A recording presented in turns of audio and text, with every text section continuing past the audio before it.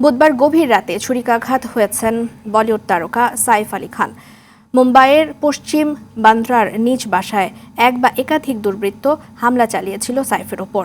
ছুরি দিয়ে ক্ষতবিক্ষত করা হয় তার শরীর।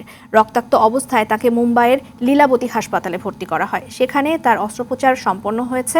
আর ভারতীয় গণমাধ্যম জানিয়েছে বিপদমুক্ত আছেন সাইফ। হাসপাতাল সূত্রে জানা গেছে চিকিৎসকেরা অভিনেতার শরীর থেকে ছুরির কিছু অংশ বের করেছেন। ডাকাতির উদ্দেশ্যেই এই হামলা বলে প্রাথমিকভাবে জানায় পুলিশ। আর এই ঘটনায় ৩ সন্দেহভাজনকে বৃহস্পতিবার সকালে গ্রেফতার করেছে মুম্বাই পুলিশ। জানা গেছে এই হামলায় সাইফের বাসার পরিচারিকাও আহত হয়েছেন। ভারতীয় গণমাধ্যম এর খবর অনুযায়ী হামলার সময় সাইফের স্ত্রী কারিনা এবং 2 পুত্র তৈমুর ও জাহারি বাসায় অবস্থান করছিলেন।